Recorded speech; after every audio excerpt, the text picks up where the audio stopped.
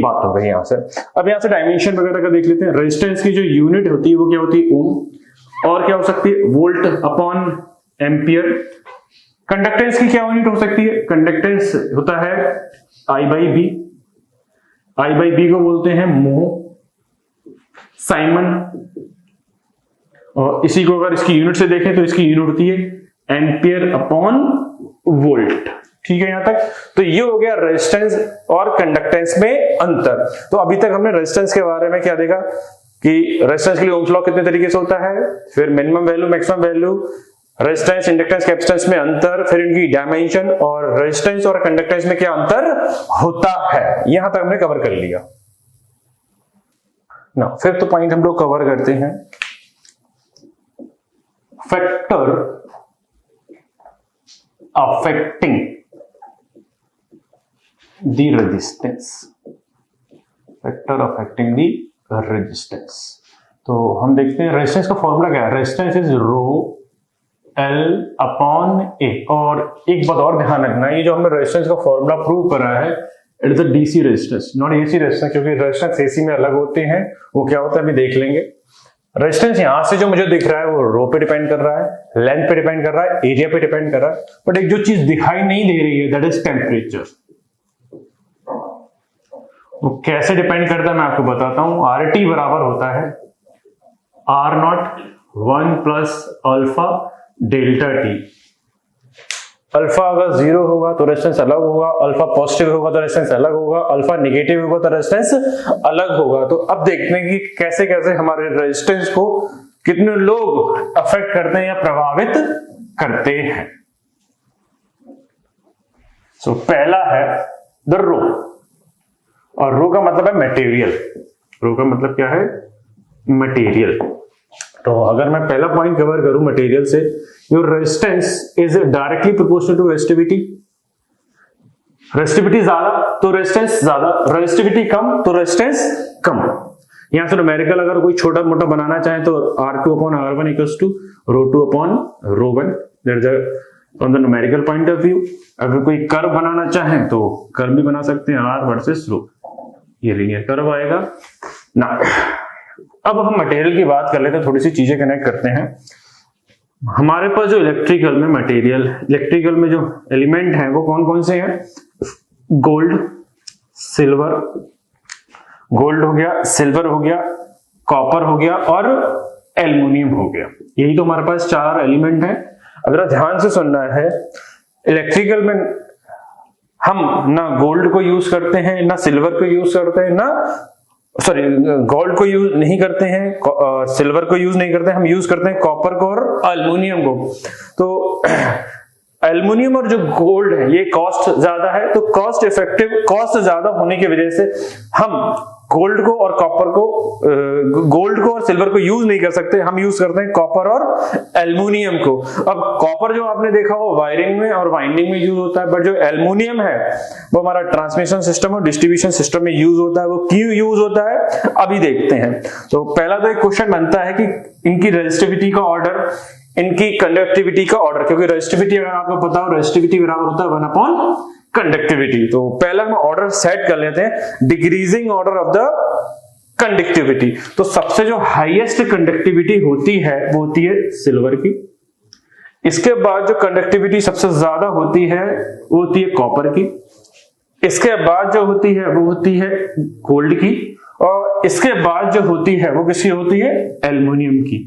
तो ये हुआ आपका डिक्रीजिंग ऑर्डर ऑफ कंडक्टिविटी। सबसे हाईएस्ट है गोल्ड, सिल्वर की, फिर है कॉपर की, फिर है गोल्ड की और फिर है एल्युमिनियम की। यहां से एक छोटा सा क्वेश्चन और बनता है कि सबसे अच्छा कंडक्टर कौन है। सबसे अच्छा कंडक्टर जो है वो सिल्वर है। सिल्वर इसलिए सबसे अच्छा कंडक्टर है क्योंकि पर यूनिट क्यूबिक सेल में सबसे ज्यादा फ्री इलेक्ट्रॉन जो होते हैं वो सिल्वर के होते हैं। बच्चे ज्यादातर उल्टा क्वेश्चन मार देते हैं, वो मार देते हैं गोल्ड को। तो आपको ध्यान रखना है सबसे अच्छा जो कंडक्टर है वो है सिल्वर। इसी तरीके से आप रेजिस्टिविटी का ऑर्डर लगा लेंगे। तीसरा पॉइंट मैं कवर करता हूं इधर ना। रो जो है वो 3 तरीके से हो सकता है। रो 0 भी हो सकता है और रो क्या हो सकता है, इनफाइनाइट भी हो सकता है। जिस बंदे का रो 0 होगा उसका रेजिस्टेंस भी 0 होगा, और जिस बंदे का रेजिस्टेंस 0 होगा उसमें करंट जो होगी वो इनफाइनाइट होगी। तो जहां जिसका रो 0 होता है, रो का मतलब रेजिस्टिविटी 0 होती है, ऐसे लोगों को बोलते हैं कंडक्टर। ऐसे लोग जिनकी रेजिस्टिविटी इनफाइनाइट होती है, इनफाइनाइट होती है इनका मतलब रेजिस्टेंस इनफाइनाइट होगा, रेजिस्टेंस इनफाइनाइट होगा तो उसमें करंट कितनी होगी, 0। ऐसे लोग हमारे पास सिर्फ एक ही लोग हैं, इनको बोलते हैं इंसुलेटर। और इन दोनों के जो बीच में फंस जाते हैं उनको बोलते हैं क्या हम, सेमी कंडक्टर। तो कंडक्टर की रेजिस्टिविटी 0 होती है, इंसुलेटर की रेजिस्टिविटी इनफाइनाइट होती है, और सेमी कंडक्टर की जो होती है वो इन दोनों के बीच में होती है। ठीक है, चौथी बात देख लेते हैं हम लोग रेजिस्टिविटी से रिलेटेड। रेजिस्टेंस बराबर होता है rho L upon A. So R, rho is R into A upon L. तो हमारा क्वेश्चन आता है कि जो स्पेसिफिक रेजिस्टेंस है, इसको मैं दूसरा नाम यहां पे बता दे रहा हूं, इसका स्पेसिफिक रेजिस्टेंस नाम है और इसी को बोलते हैं रेजिस्टिविटी। रेजिस्टिविटी, ठीक है। तो रेजिस्टिविटी की यूनिट क्या होती है, तो यहां से देखते हैं, ये ओम हो गया, ये मीटर स्क्वायर अपॉन मीटर। सो रो बराबर हो गया ओम इंटू मीटर। कई बार एग्जाम में क्वेश्चन आ भी चुका है, तो ये ध्यान रखना। तो हमने पहला पॉइंट देख लिया, resistivity is directly proportional to resistance. कौन सबसे ज्यादा अच्छा कंडक्टर है वो पता चल गया, सिल्वर, क्योंकि सिल्वर जो है उसकी रेजिस्टिविटी सबसे कम होती है, इसी वजह से उसकी कंडक्टिविटी क्या होती है, हाईएस्ट होती है। और पर यूनिट क्यूबिक सेल में जो है नंबर ऑफ फ्री इलेक्ट्रॉन सबसे ज्यादा इसी में होते हैं। फिर हमने देखा जो रेजिस्टिविटी है, जो मिनिमम है वो 0 हो सकती है और मैक्सिमम क्या हो सकती है, इनफाइनाइट हो सकती है। जो मिनिमम है वो कंडक्टर के लिए, मैक्सिमम जो है वो इंसुलेटर के लिए है। फिर तीसरा, अगली बात जो है वो हमने देखी, जो रेजिस्टिविटी है उसकी यूनिट क्या हो सकती है, तो रेजिस्टिविटी की यूनिट क्या हो गई, ओम इंटू मीटर। अगली बात देखते हैं रेजिस्टेंस, जो रेजिस्टिविटी से रिलेटिव है, रेजिस्टिविटी जो है किन किन चीजों से इफेक्ट होती है। तो रेजिस्टिविटी देखते हैं, डायमेंशन से इफेक्ट होगी, रेजिस्टिविटी टेम्परेचर से इफेक्ट होती है, रेजिस्टिविटी जो है प्रेशर से भी इफेक्ट होती है। सो resistivity of the material can be changed by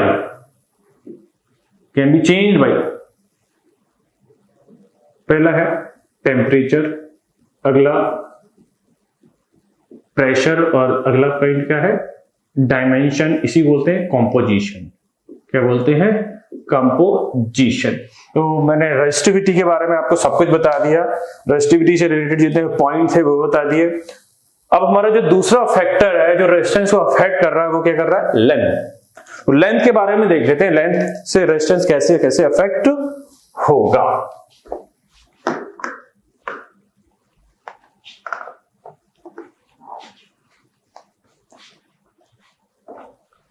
अब अगर हम रेजिस्टेंस का लेंथ के साथ रिलेशन देखें तो resistance is directly proportional to length. जैसे जैसे लेंथ बढ़ेगी वैसे वैसे रेजिस्टेंस बढ़ेगा। तो न्यूमेरिकल पॉइंट ऑफ व्यू से तो सिंपल सी बात है, R2 upon R1 equals to L2 upon L1। ये पहला पॉइंट हो गया। दूसरा पॉइंट अगर बात करें तो ग्राफ देखें तो रेजिस्टेंस और L का ग्राफ लीनियर होगा, ठीक है। बट जो मोस्ट इंपॉर्टेंट बात मैं आपको बताना चाह रहा हूं, जो आपको आगे शायद फायदा करे, वो ये है कंडक्टर का जो रेजिस्टेंस है वो डायरेक्टली प्रोपोर्शनल होता है लेंथ के, जो कि यही जो रेजिस्टेंस हमारा फॉर्मूला निकाला वो कंडक्टर ही निकाला। और जब आप पावर सिस्टम में पढ़ेंगे तो resistance of insulator is inversely proportional to length. तो यहां पर जरा ध्यान रखना है, ध्यान क्या रखना है, for the conductor it is directly proportional to length. So formula क्या बनेगा, R2 upon R1 upon L2 upon L1। और अगर मैं इंसुलेटर की बात करूं तो R insulator is inversely proportional to length. So यहां पर R इंटू L बराबर कांस्टेंट, तो R1 L1 बराबर R2 L2। मीनिंग क्या है, मैं बात करता हूं। सपोज एक एग्जांपल लेते हैं, यहीं पर पहले रेजिस्टेंस था कंडक्टर का, पहले जो रेजिस्टेंस था वो था आपका 100, उस समय लेंथ थी 100 सेंटीमीटर। अब लेंथ को कर दिया गया है 200 सेंटीमीटर। तो दोनों तरीके से क्वेश्चन पूछते हैं। पहले आपका रेजिस्टेंस था 10 ओम, लेंथ थी 100 सेंटीमीटर, अब लेंथ को कर दिया गया 200। अगर ये क्वेश्चन जो है वो कंडक्टर का होगा तो आप देख रहे हैं जो लेंथ रेजिस्टेंस है लेंथ के समानुपाती है, डायरेक्टली प्रोपोर्शनल है। तो जैसे जैसे लेंथ बढ़ेगी रेजिस्टेंस बढ़ेगा, तो डायरेक्ट आंसर हो जाएगा 20 ओम। बट अगर मैं इंसुलेटर रेजिस्टेंस की बात करूं तो इंसुलेटर के लिए जो रेजिस्टेंस है वो इनवर्सली प्रोपोर्शनल है, जैसे जैसे लेंथ बढ़ेगी रेजिस्टेंस हाफ हो जाएगा, तो यहाँ आंसर हो जाएगा 5 ओम। तो इस बात का ध्यान रखना कि आपसे क्वेश्चन जो रेजिस्टेंस का क्वेश्चन है लेंथ के रिस्पेक्ट में इंसुलेटर के लिए पूछा है या कंडक्टर के लिए पूछा है, क्योंकि ये दोनों बातें अलग अलग है। तीसरा फैक्टर जो है हम लोग देखते हैं, जो हमारा रेजिस्टेंस है,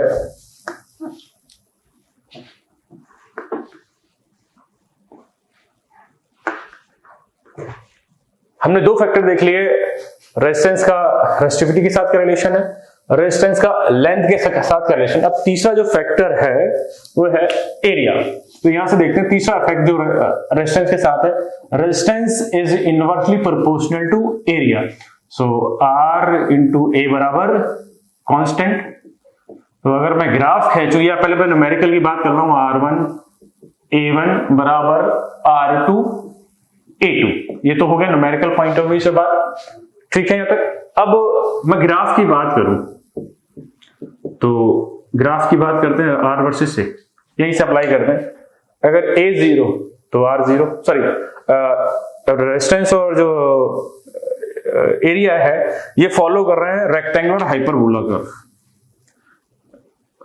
रेजिस्टेंस 0 होगा, एरिया 0 होगा तो रेजिस्टेंस इनफाइनाइट, और एरिया इनफाइनाइट होगा तो रेजिस्टेंस 0। तो ये कर्व हो गया रेक्टेंगुलर हाइपरबोला, ठीक है। यहां तक चौथी बात करते हैं, रेजिस्टेंस जो है किस पे इफेक्ट कर रहा है, टेम्परेचर पर। Resistance effect of temperature on resistance, ये बहुत इंपॉर्टेंट है और इससे आपके न्यूमेरिकल भी बनेंगे, वो देखते हैं क्या देखते हैं, ठीक है।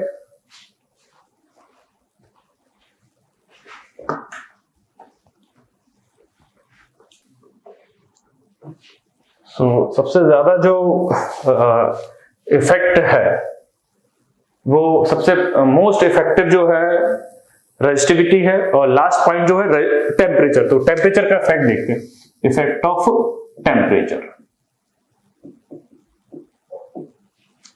तो इफेक्ट ऑफ टेम्परेचर समझाने के लिए मैं 3 चीजें ले रहा हूं। ऐसे लोग जिनका टेम्परेचर कोएफिशिएंट 0 होता है, सेकंड पर्सन अल्फा जिनके पॉजिटिव होते हैं, और अगला जो है जिनके अल्फा क्या होते हैं, निगेटिव होते हैं। तो अल्फा 0 होगा, पहले तो हम फॉर्मूला में देखते हैं क्या फॉर्मूला बनेगा, RT = R0 1 plus alpha into delta T, ठीक है। सो अगर मैं फॉर्मूले में अल्फा 0 डालूंगा RT = R0। सो अगर अल्फा 0 है तो RT बराबर R0। अगर मैं कर्व बनाऊं टेम्परेचर रेजिस्टेंस का टेम्परेचर के हिसाब से, अगर मैं कर्व बनाऊंगा तो कर्व आएगा कांस्टेंट, ठीक है। यहां तक अगर मैं अल्फा पॉजिटिव लूंगा तो अल्फा पॉजिटिव लेने का मतलब है रेजिस्टेंस टेम्परेचर के साथ बढ़ेगा। सो RT और टेम्परेचर के साथ अगर मैं ग्राफ भेजूं तो जब T 0 है तो एक्सप्रेशन 0 है, तब उस समय रेजिस्टेंस की वैल्यू है R0।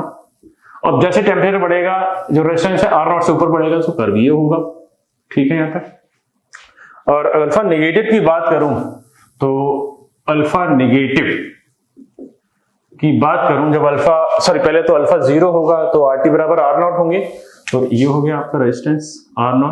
बट जैसे ही अल्फा नेगेटिव है बट टेम्परेचर क्या होगा, बढ़ेगा, तो रेजिस्टेंस डिक्रीज होगा कर्व से, तो ये हो गया इसका कर्व। अब हमारा क्वेश्चन जो आता है कि ऐसे कौन से लोग हैं जिनका अल्फा 0 होता है, किनका अल्फा पॉजिटिव होता है, किनका अल्फा नेगेटिव होता है। तो ध्यान से सुनना, जो अल्फा 0 होता है, वह स्पेशल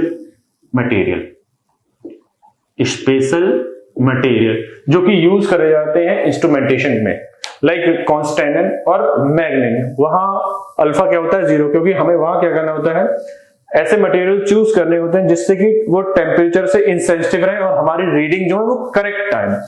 अल्फा जो पॉजिटिव होता है वो होता है कंडक्टर का। अल्फा पॉजिटिव किसका होता है, कंडक्टर का। तो कंडक्टर का मतलब मीनिंग क्या है, as temperature increases resistance decreases sorry, as temperature increases resistance also increases, so current decreases. तो अल्फा पॉजिटिव होने में, अल्फा पॉजिटिव कंडक्टर का होता है, उससे यहाँ पे ड्रॉबैक क्या है, जैसे जैसे टेम्परेचर बढ़ेगा रेजिस्टेंस बढ़ेगा, करंट में करंट घटेगी, और ये कंडक्टर के लिए अच्छी बात नहीं है। तो हमें ऐसे मटेरियल चूज करने हैं जिनका अल्फा बहुत ही कम पॉजिटिव हो।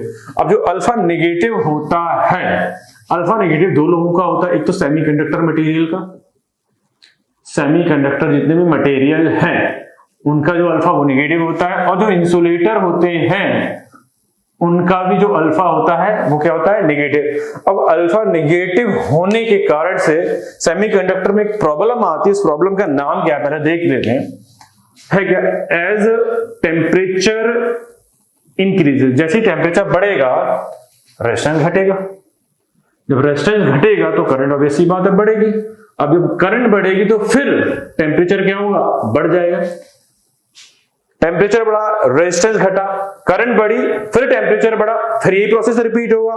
तो जो जितने भी सेमीकंडक्टर डिवाइस है, लाइक आपका बीजेटी है, बीजेटी के जो कलेक्टर जंक्शन है वहां पर इतनी हीट डेवलप हो जाएगी, जो आपका बीजेटी है उसके डैमेज होने के चांस ज्यादा है।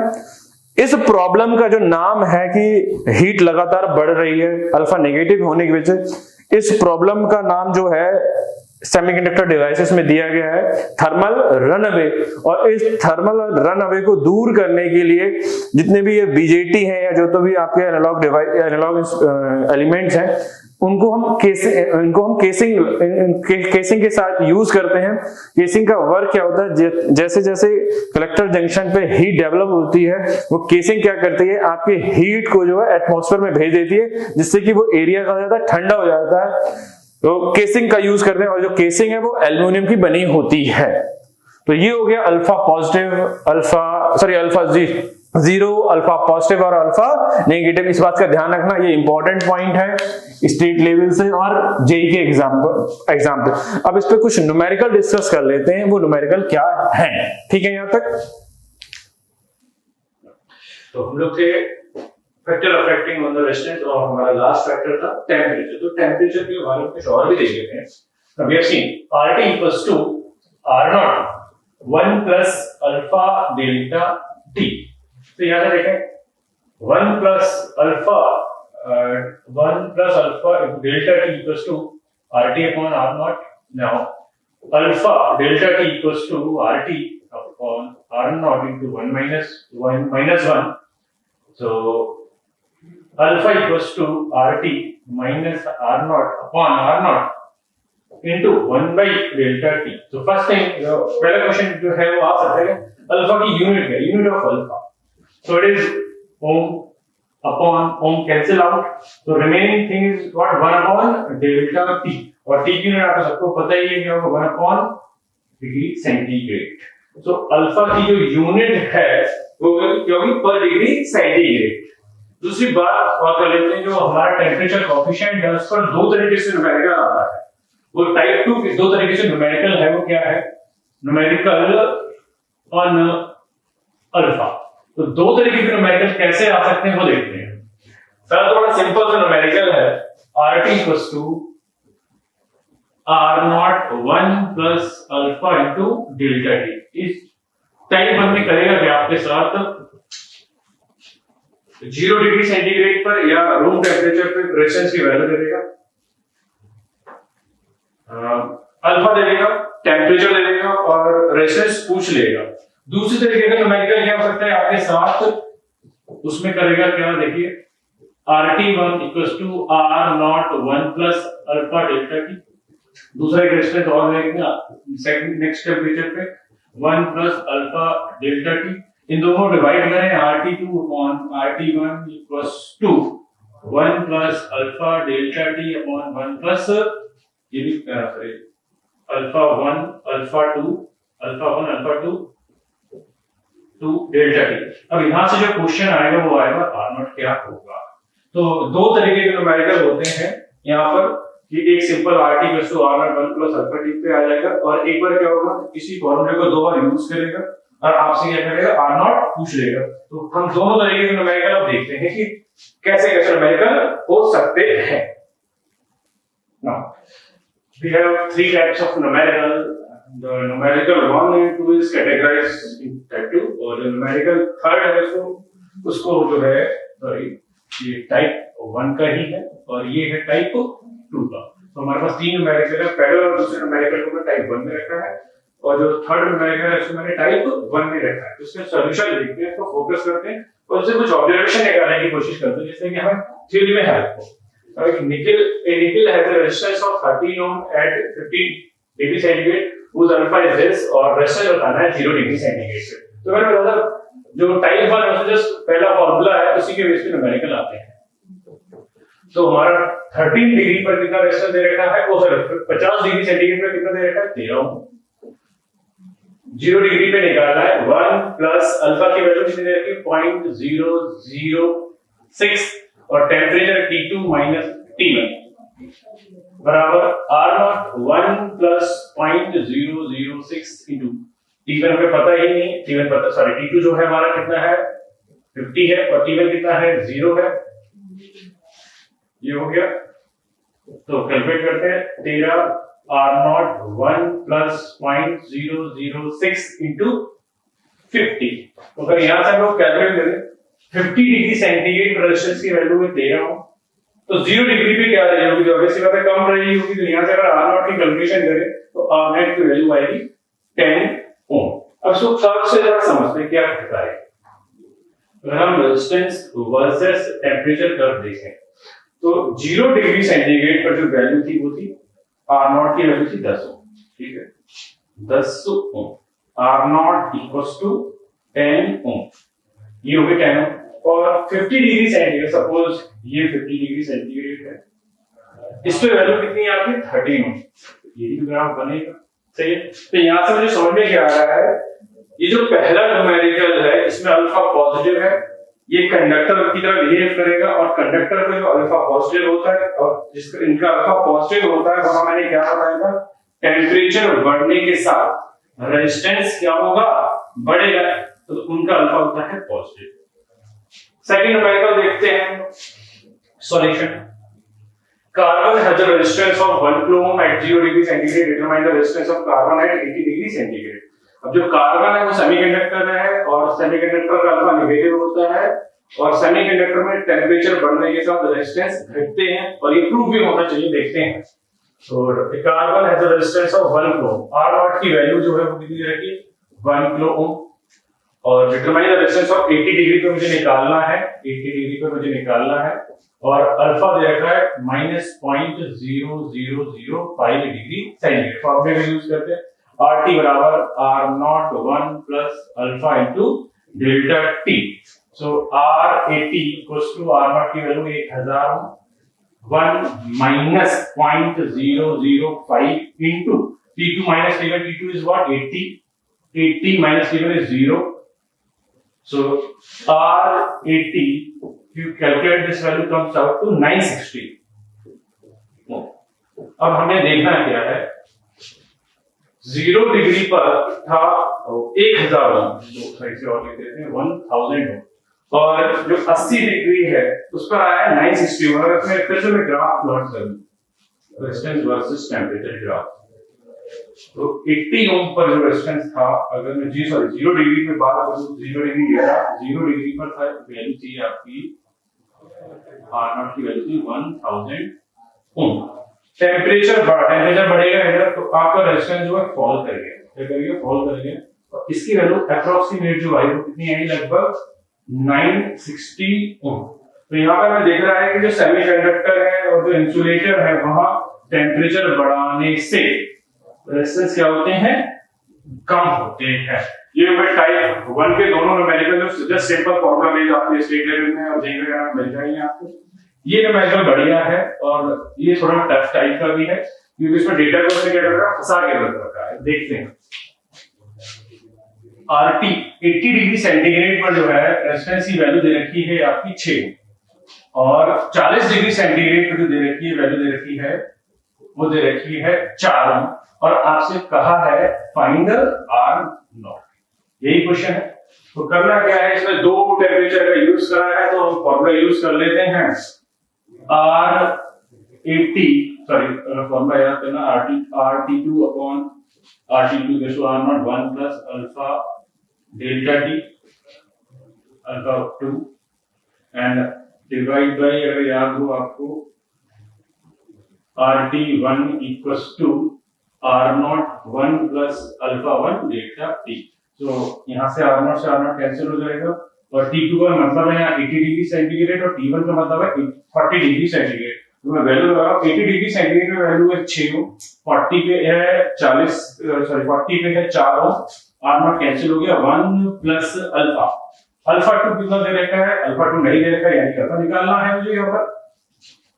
T2 कितना दे रखा है, T2 इसका दे रखा है 80 माइनस 0, फिर यहाँ पे देखते हैं 1 प्लस अल्फा और इसका टेम्परेचर है 40 माइनस 0। तो यहाँ से अगर मैं बात करूं 6/4 का मतलब हो गया 2 दूनी 4 होती है 6, it is 3/2।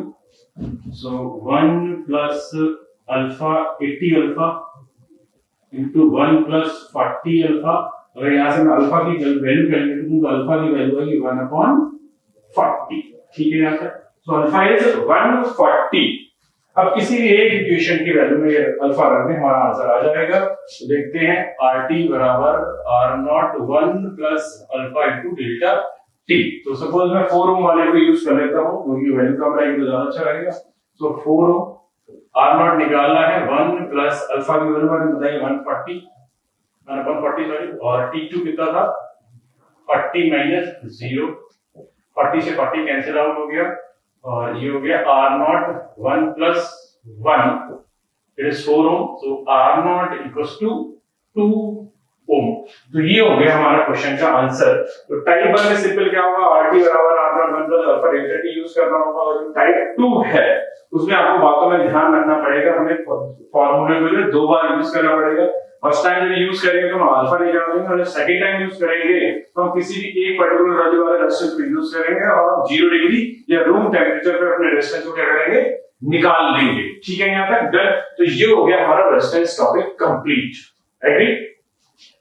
Now our next topic related to the resistance is colour coding. First thing, color coding we use to those resistors which are very small in size। तो color coding उन लोगों के लिए यूज करते हैं जिनका resistance और size में बहुत छोटे होते हैं। अगर उन पर कोई भी वैल्यू प्रिंट करेंगे तो प्रिंटेड वैल्यू हमारी आईज को विजिबल नहीं होगी और तो हम उनकी जो न्यूमेरिकल वैल्यू रेजिस्टेंस नहीं निकाल पाएंगे, इसलिए हम कलर कोड यूज करते हैं। और ऐसा हमारे साथ रेजिस्टेंस में होता है कार्बन फिल्म टाइप रेजिस्टेंस में। तो जो मेनली कलर कोडिंग है वो यूज होती है carbon film type resistance, carbon film type resistance. ठीक है यहाँ तक। अब कार्बन फिल्म टाइप रेजिस्टेंस के लिए हम जो कलर कोडिंग यूज करते हैं उसके लिए हम लोगों ने कुछ नोटेशन बना रखा है, उसके लिए पढ़ते क्या है। तो पहला जो कॉलम है वो कलर का है, दूसरा कॉलम है जो सिग्निफिकेंट फिगर का है, और अगला है मल्टीप्लायर का, और नेक्स्ट है टॉलरेंस का। तो पहले तो आपको टेबल याद होनी चाहिए और ये टेबल बहुत जितनी तेजी से याद होगी उतनी तेजी से न्यूमेरिकल निकलेगा। तो पहला है आपका वर्ड बीबी, बीबी। नेक्स्ट कोड है रॉय, बीबी रॉय। अगला है ग्रेट ब्रिटेन, अगला है वेरी गुड वाइन, और मेरे सामने भी वेरी गुड वाइन। तो सबसे पहले आपको याद रखना है कलर का कोड है B B Roy Great Britain very good wine. अगर ये कलर याद हो गया तब ब्लैक का कोड है 0, ब्राउन का कोड है 1, रेड का 2, ऑरेंज का 3, येलो का 4, ग्रीन का 5, ब्लू का 6, वायलेट का 7, ग्रे का 8 और व्हाइट का 9। इसी के टेबल के मल्टीप्लायर लिखते हैं 1 10 की पावर 1 10 की पावर 2 10 की पावर 3 10 की पावर 4 5 6 अप टू 9। बट जो गोल्ड और सिल्वर और नो कलर है उनका कोई भी सिग्निफिकेंट फिगर नहीं है और उनका कोई भी मल्टीप्लायर नहीं है, इनकी सिर्फ जो वैल्यू है वो दे रखी है टॉलरेंस में। अब ये टेबल क्या शो कर रहे हैं, इस समय कैसे न्यूमेरिकल निकालना है, एक मैंने न्यूमेरिकल लिया है आपके पेपर में ही आया हुआ है, और कैसे हम इसको यूज करेंगे तो ये समझे। जो फर्स्ट टू बैंड है, हम एक्चुअल में तो क्या है, अगर इंटरनेशनली बात करें तो इंटरनेशनली रेजिस्टेंस की कोडिंग जो है वो 6 बैंड से होती है। पहले जो 2 बैंड है वो यूज होते हैं न्यूमेरिकल वैल्यू का। First 2 band is use for the numerical value. तो पहले जो कलर है वो ये डिसाइड